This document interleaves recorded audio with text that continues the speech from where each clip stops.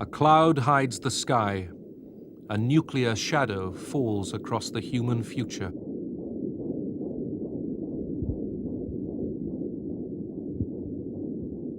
Midway through the 20th century, two superpowers prepared for a conflict which might have ended life on the planet.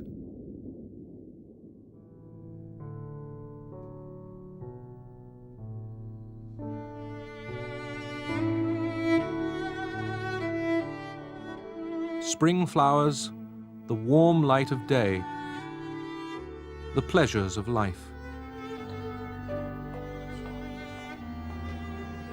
But under this American hotel was a hidden gate.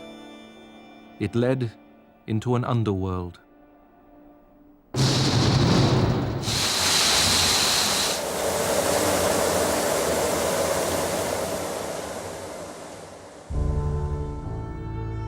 This was the shelter for members of the United States Congress in the event of nuclear war.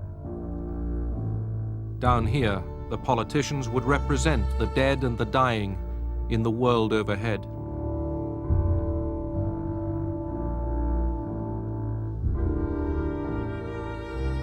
For a handful of human beings, there was all they needed to wait out the nuclear winter.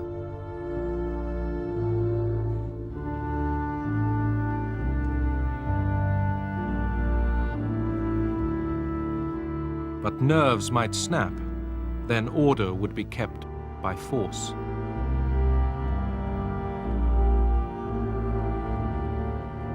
The lost world above the shelter would become only a memory, a myth. The living would come to envy the dead.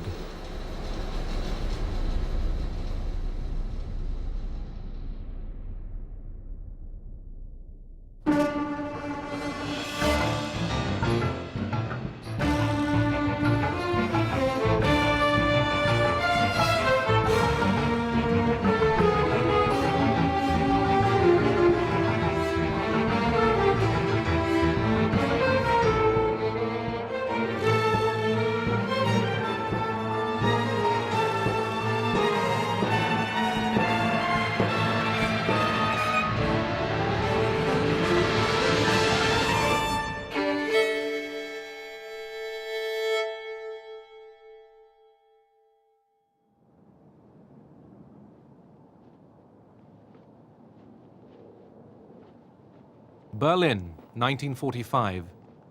Soviet troops had stormed the capital of Hitler's Reich. American, British, and French soldiers soon joined them in the ruins. Churchill, Stalin, and Truman were the official victors of the Second World War, but a special triumph was Stalin's. Russian power had pushed forward into the center of Europe.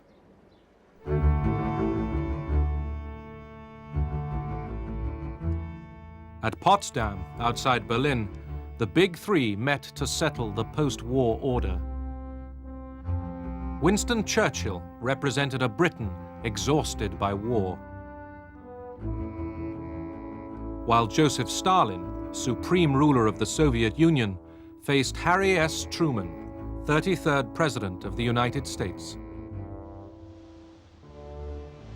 It was 3 months after the death of President Franklin Roosevelt that Harry Truman, once a Missouri haberdasher, set off for Potsdam. It was his first overseas conference as head of state. President Truman was unprepared for the presidency in the sense of being fully briefed and up to the minute on all that was going on. But as a senator for the past 10 years, as chairman of one of the most important congressional committees of the war, he was well aware of the major problems that a president had to face. Stalin was late for the conference. He had a sort of heart attack. Anyhow, he came one day later. He visited Churchill and Truman and immediately apologized for being late. The Soviet Union was devastated by war, but Stalin remained a formidable figure. I went up to him and I said, "Marshal, this must be a great satisfaction to you after all the trials that you've been through and the tragedy that you've been through, to be here in Berlin." And he looked at me and said, "Tsar Alexander got to Paris."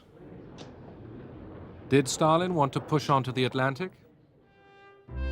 Lenin, his predecessor, once hoped the Russian Revolution would lead on to communist world revolution. It was then, after the First World War, in a clash of ideologies, communist and capitalist, that the Cold War had its origins.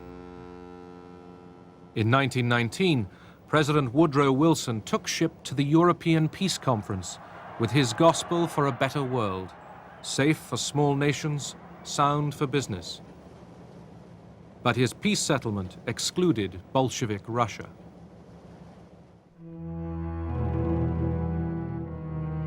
Many nations, including the United States and Britain, sent troops to fight the Russian Revolution. Churchill, fresh from victory over Germany, urged, "Kill the Bolshoi, kiss the Hun." The intervention left Lenin and Stalin convinced that the West would seize any chance, embrace any ally, in order to destroy communism. I joined the Civil War as a so-called son of the regiment. We were young boys. We knew we were fighting for the people, the poor people. There was widespread support for the Red Army. The foreign troops soon withdrew. The Bolshevik Reds defeated the Whites, their Russian enemies. The White Guards, who had left Russia, were encircling us. There was starvation. It was a time when sausages were made from human flesh.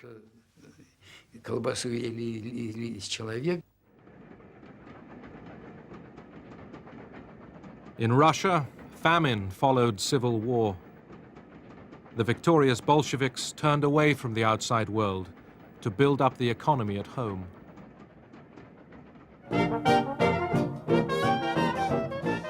America also turned inwards. People wanted the good life and no more foreign entanglements.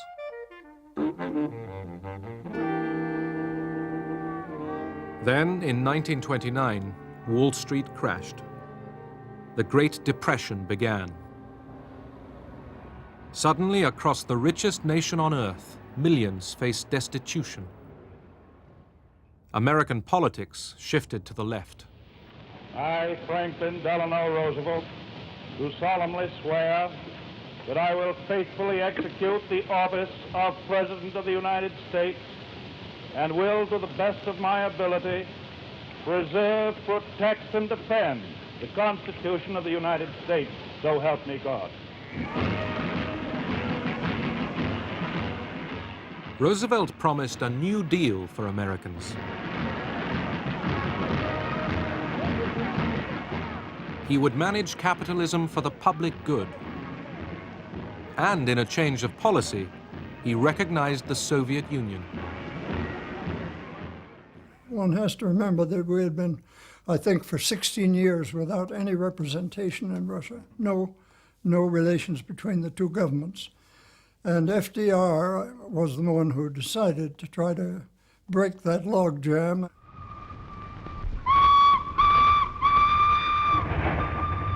Stalin's industrial drive soon attracted American experts. Some brought their families.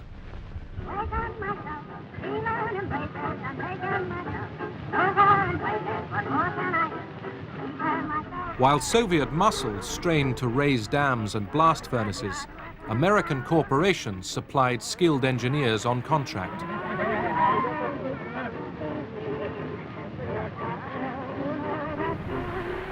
Communist ideology didn't worry them. Unlike the Russians, they were free to go when the job was over.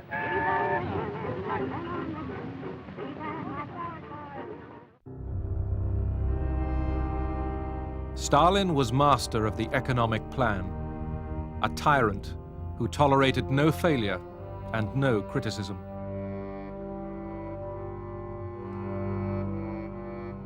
Privately owned fields became collectivized prairies. The cost of collectivization was the murder of millions of peasants and renewed famine. The truth was kept secret. People didn't really know all about the bad things. All the achievements were put down to his initiatives. Those who knew otherwise would shut up. They knew if they said anything, they would be imprisoned and shot. It was a regime of terror.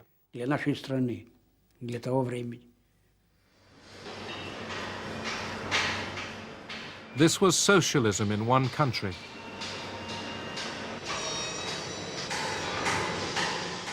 Heavy industry's output doubled in 10 years. Stalin felt that in order to get public support for the things he was doing, which were very harsh policies, he had to convince a great many of the people, the common people and the party members, that Russia was confronted with a conspiracy on the part of the major capitalist powers to undermine the Soviet government by espionage. Lenin's old comrades confessed to imaginary crimes. Игра разоблачена. Маска предательства с их облика, с их лиц сорвана. И сорвана раз и навсегда. Пусть прогремит ваш приговор, как освежающая и всеочищающая гроза. I could see them there with their pale faces, their twitching lips, their evasive eyes. These were the faces of men who had been, if not tortured, then terrified in many ways, and often by threats to take it out on their families if they didn't confess. The Moscow trials tore away some foreign illusions. Stalin's Soviet Union was revealed as a police state, not a workers' paradise. But even in America, thousands stayed loyal to the communist dream. In the 1930s, Moscow called for a popular front of the left against Hitler and fascism. Within the shadow of the giant skyscrapers, the red cohorts of communism gather at historic Madison Square. Fighting the spread of fascism became the great cause for socialist and communist alike. Doubts about Stalin were repressed. In Spain, volunteers from all over the world rallied to oppose the fascist rebellion launched by Franco. Franco was armed by Mussolini and Hitler.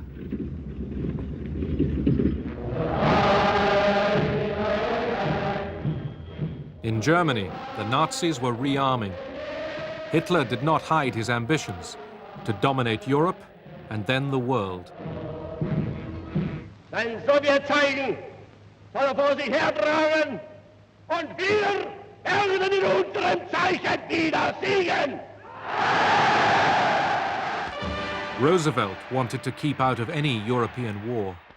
Despite what happens in continents overseas, the United States of America shall and must remain as long ago the father of our country prayed that it might remain, unentangled and free. Britain's Prime Minister, Neville Chamberlain, trusted that Hitler would listen to reason. When I was a little boy, I used to repeat, if at first you don't succeed, try, try, try again. In September 1938, Chamberlain flew to Munich. War seemed close as Germany prepared to invade Czechoslovakia. But Chamberlain went determined to appease Hitler.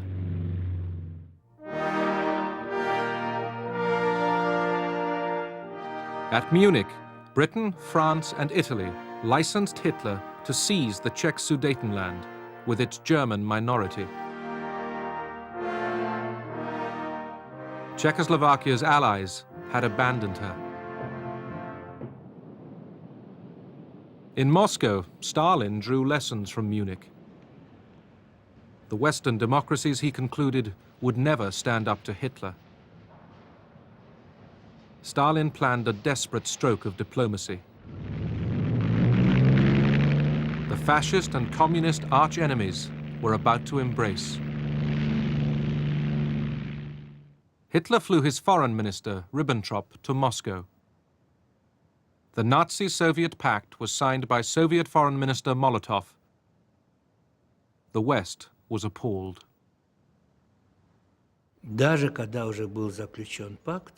After the pact was signed, I heard this from Stalin's lips. He was often at our home.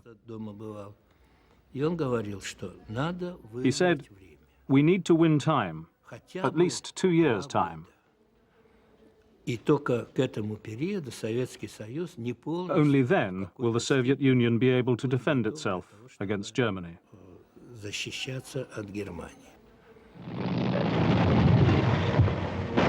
September 1939, Hitler invaded Poland. Britain and France declared war on the aggressor. Too late to save Poland. Defeated, Poland was wiped off the map. Germany and Russia had conspired against her. In eastern Poland, the communist occupiers were supervised by Nikita Khrushchev. They were taking over provinces once ruled by the Tsars. The Nazi-Soviet pact left Stalin free to grab Lithuania, Latvia, and Estonia. The Baltic states were back under Russian domination. Stalin had already outraged the world by invading Finland.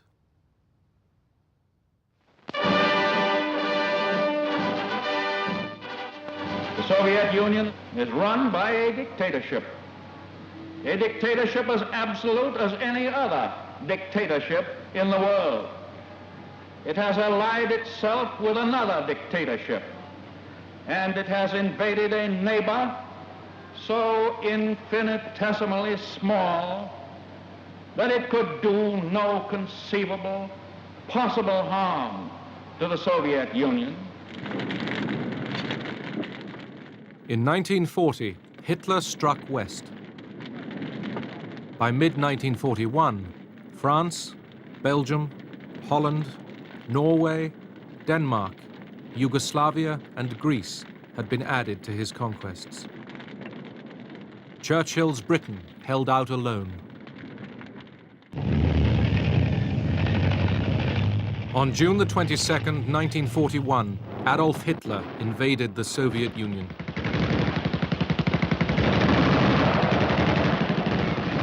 It was a day that changed history. Hitler meant to win a vast colony for Germany. Instead, his act would bring Russian power into the heart of Europe only 4 years later. The future outlines of the Cold War began to form as the Nazi tanks surged forward. The Red Army fell back in retreat.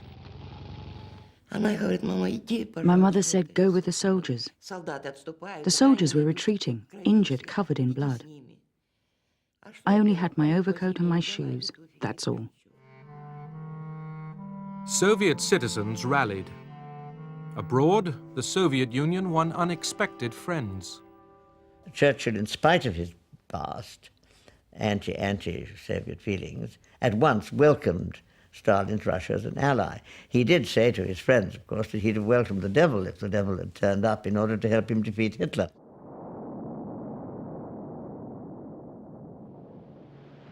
United States of America was suddenly and deliberately attacked by naval and air forces of the Empire of Japan. No matter how long it may take us to overcome this premeditated invasion, the American people in their righteous might will win through to absolute victory. America declared war on Japan. Days later, with the Wehrmacht at the gates of Moscow, Hitler rashly declared war on the United States, making Russians and Americans allies.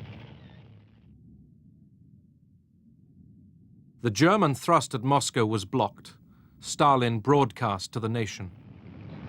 И эти люди, лишенные совести и чести, люди с моралью животных, имеют наглость призывать к уничтожению великой русской нации.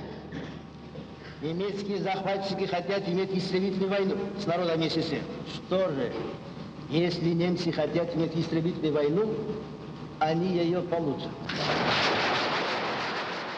Stalin already looked beyond victory.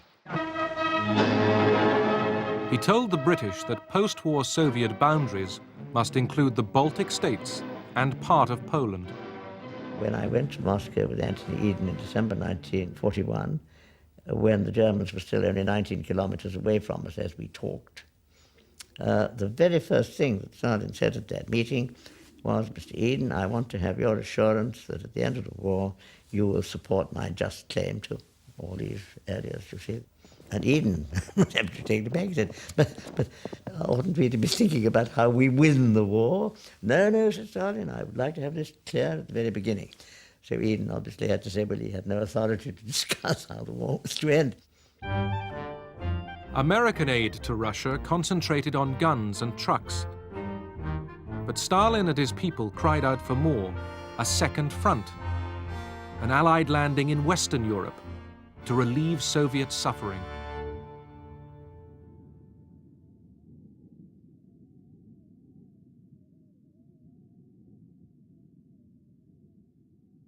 I saw the atrocities. I heard the noises of war. Although it's 50 years ago, I can still hear the noises of war. The shells, the bombing, people screaming, women crying.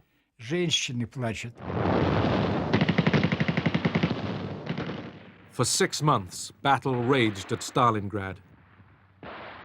Hitler sent 500,000 men. The Germans were trapped and forced to surrender. The tide of war was turning.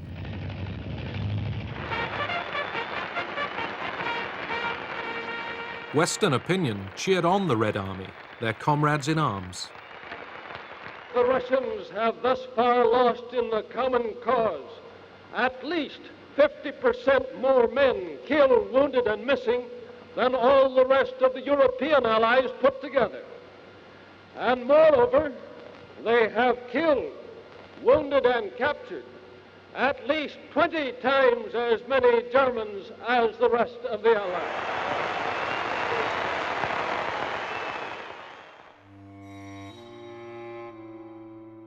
The Nazis sought ways to split the alliance against them. At Katyn in western Russia, they dug up the corpses of more than 4,000 Polish officers. Germany announced, truthfully as it turned out, that the officers had been murdered by Soviet security troops in 1940. Britain and America chose to ignore this evidence of Stalin's methods.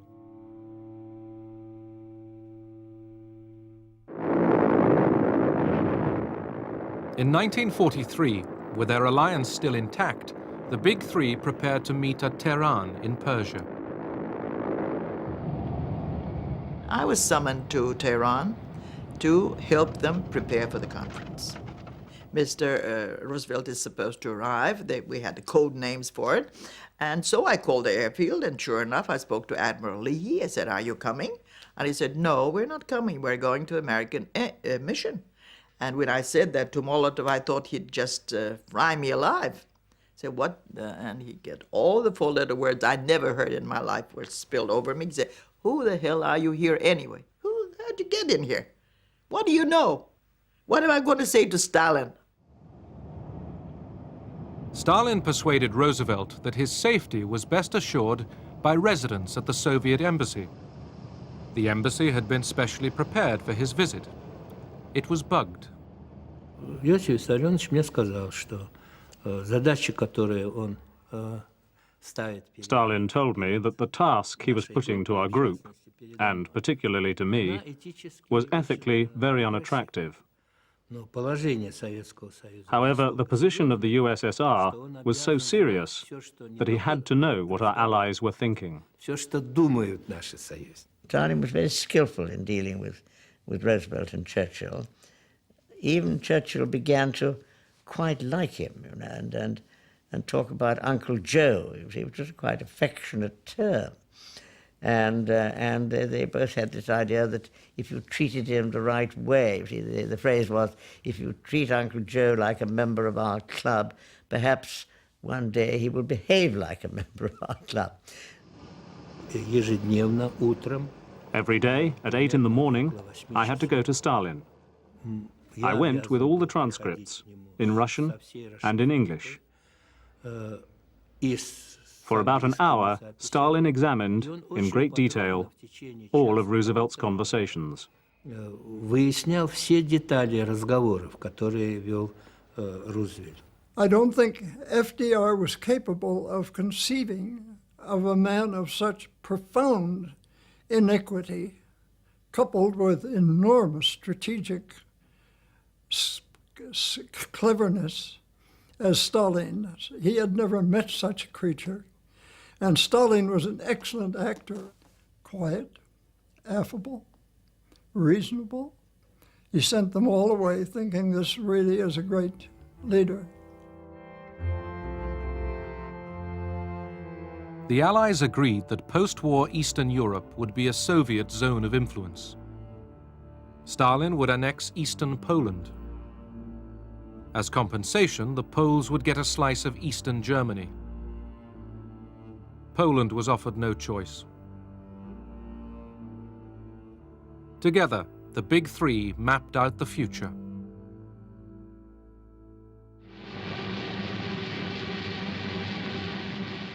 D-Day, the 6th of June 1944, the biggest seaborne invasion in history, lands in France.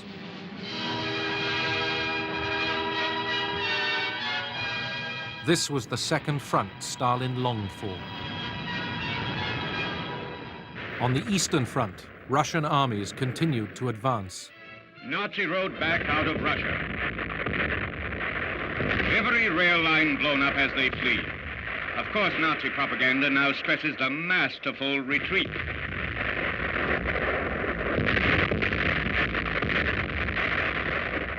The Soviet flag unfurled in triumph over Sani, Tarnopol, Odessa, as the Russian tide of victory rolls westward toward Germany.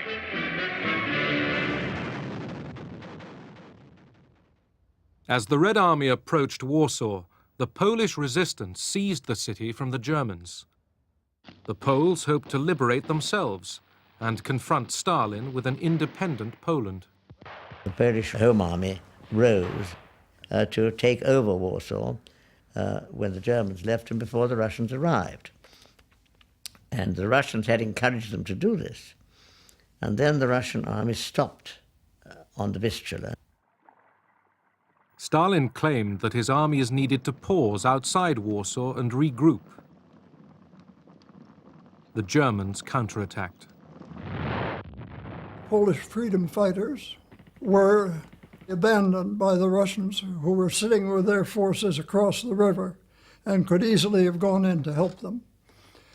I thought for various reasons that that was the point at which American policy should have changed. The Poles held out alone against the Germans for 63 days. When the Rising collapsed in slaughter and Warsaw was destroyed, Poland blamed the Soviet Union.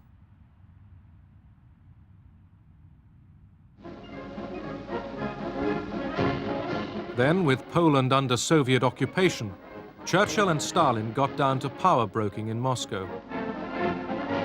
One night, Churchill scribbled down a formula for carving up Europe. Romania, Soviet influence 90%. Greece, 90% British and American. Yugoslavia and Hungary, 50-50. Bulgaria, 75% Russian. Stalin ticked his agreement.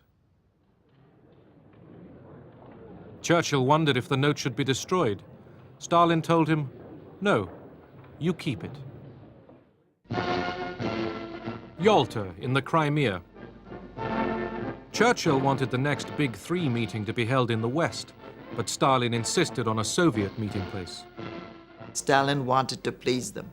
And I will tell you, I only saw how hard people worked with everything devastated around, bringing crystal glass, bringing white napkins and tablecloths and furniture. Even when Mr. Winston Churchill said once, sort of, "Oh, I wish I had a lemon with my gin and tonic," the next day they found a lemon tree.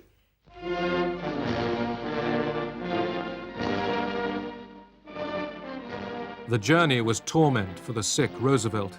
His polio and the strains of war leadership dragged him down.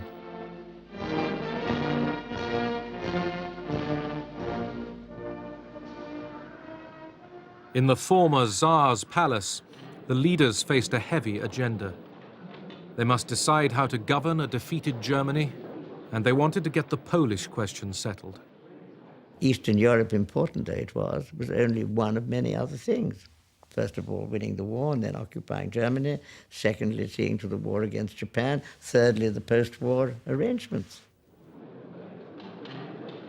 Stalin knew that the war was won. After all, the Russians were only 40 miles from Berlin at that time. They were on the point of capturing Budapest. They'd swept through parts of Eastern Europe, not the whole lot yet. He was a very shrewd negotiator. He doesn't look you in the eye. He's just sort of smoking. He was a chain smoker. And he was just sort of smoking, and you think that probably he's not listening, Then all of a sudden, he would raise his fingers. The terrible mistake that Roosevelt made was that he was trying to ingratiate himself into Stalin's favor by stressing the divisions between Churchill and himself.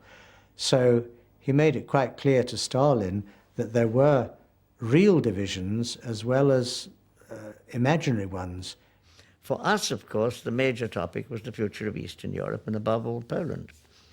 And on that, Stalin obviously was bound to get what he wanted because the Red Army was in occupation of the whole area, including Poland. They'd already gone through Poland into Germany by the time we were in Yalta.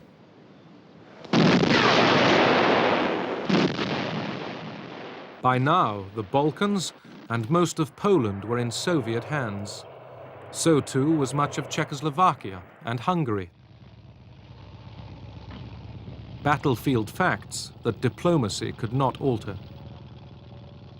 We got at Yalta 2 diplomatic documents, which on paper were perfectly satisfactory.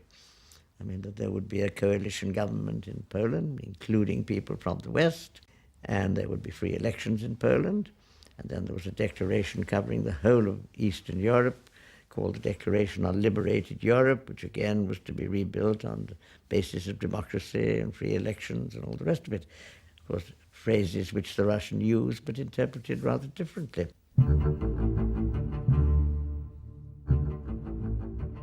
Stalin promised that the Polish elections would be free and fair. Tired of arguing, the others took him at his word. Germany would be governed jointly by the victorious Allies,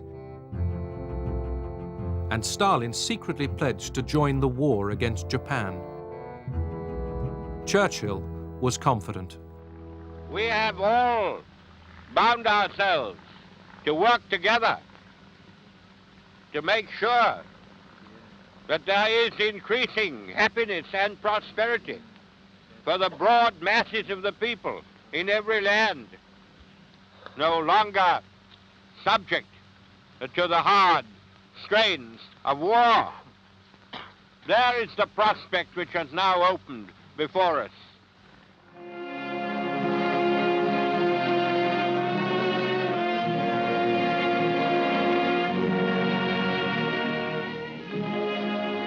funeral special heads for Washington.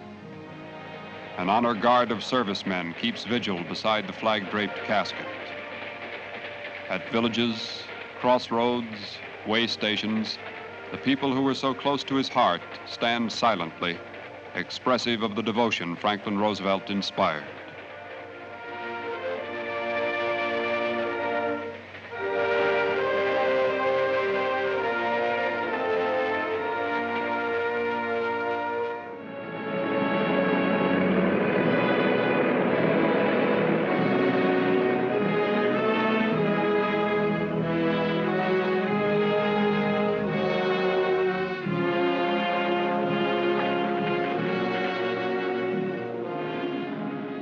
As the president was buried, the last battles in Europe were ending. American troops were taking over German towns without resistance. They were glad to see the American troops because they had a terrible fear of having Russians occupy or come into their area.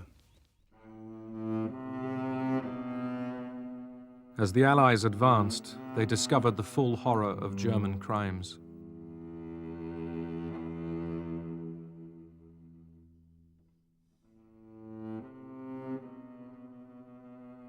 The Jews had been the Nazis' special target, but every nation was mourning over mass graves.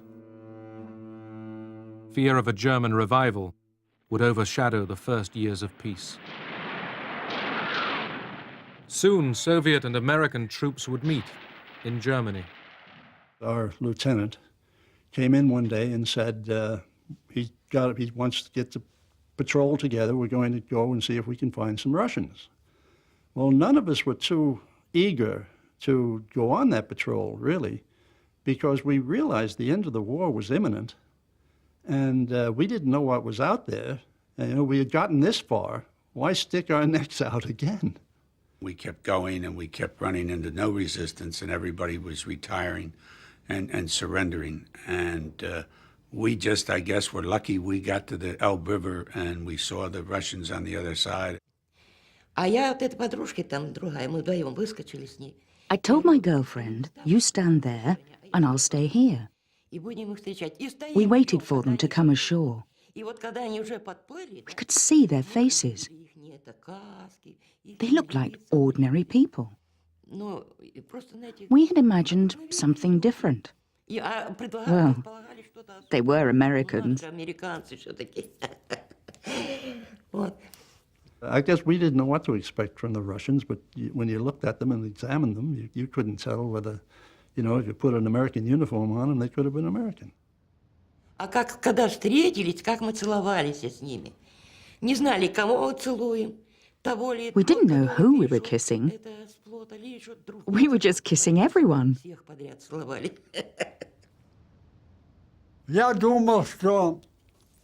I think that for us, the war was over. We washed our feet in the Elbe River. We washed our faces and hands. We thought that now we'd met the Americans, the war must be over.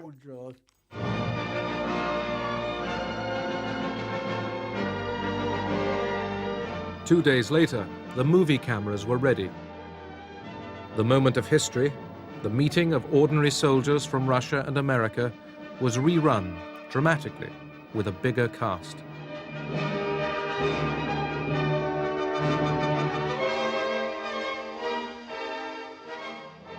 By Allied agreement, the capture of Berlin was left to the Russians. April 1945, the Red Army launches its final offensive towards Berlin. The war cost the Soviet Union 27 million lives, nearly 40 times American and British losses put together.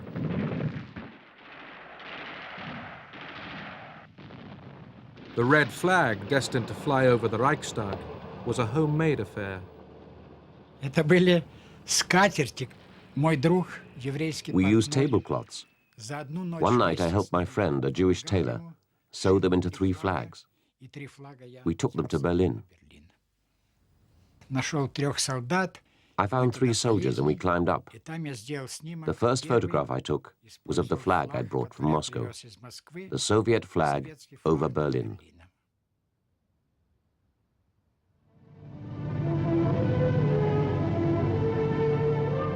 As Hitler's Reich fell apart, hundreds gathered in San Francisco to found the United Nations organization.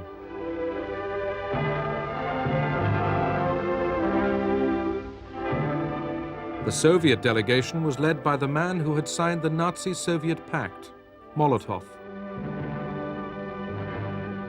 Молотов был очень нервно настроен. Molotov was very nervous because he felt that the war is coming to an end. Victory would soon be here, and here he is in America. That's why every day he sent cables to Stalin. When may I return? As the San Francisco meeting continued, news came of Germany's surrender.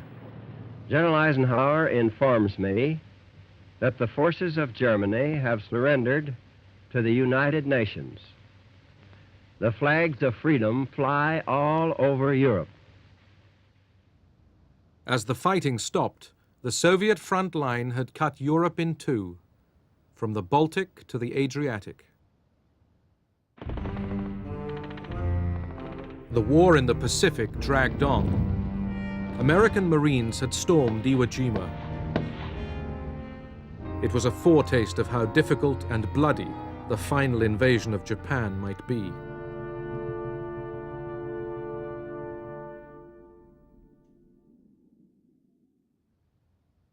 Potsdam in conquered Germany, site of the third Allied summit.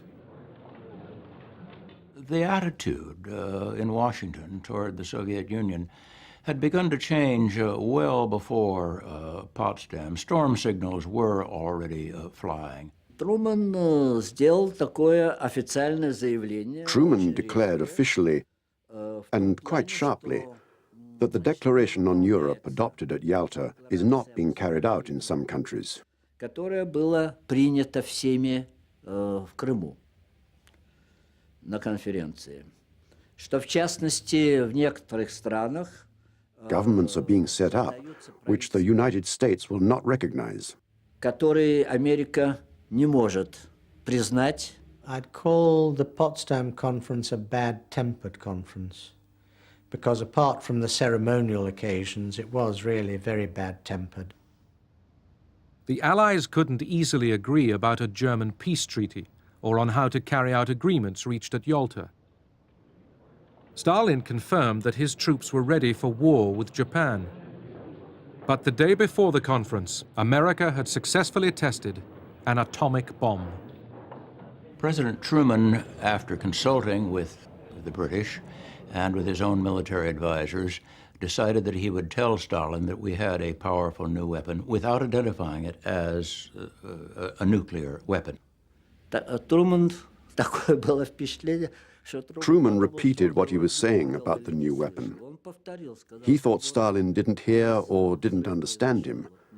Stalin said, "Okay, thank you for the information."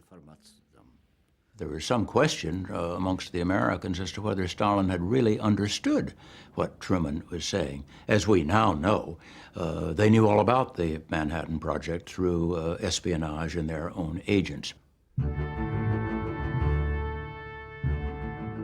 With the conference still in session, news arrived from London that Clement Attlee had been elected British Prime Minister. Мне показалось, что наибольшей сенсацией для Сталина... I had a feeling that the biggest sensation for Molotov and Stalin was not the bomb explosion, but the fact that Churchill was not re-elected in England.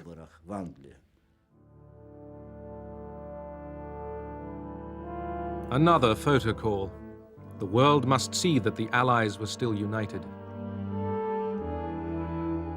On August the 2nd, the conference ended and the statesmen went home.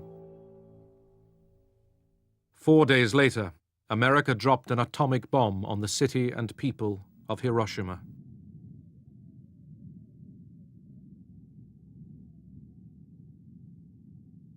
Three days after that, another was dropped on Nagasaki. Soon the human race would be able to destroy itself in a day. At each Cold War crisis to come, the nuclear shadow threatened.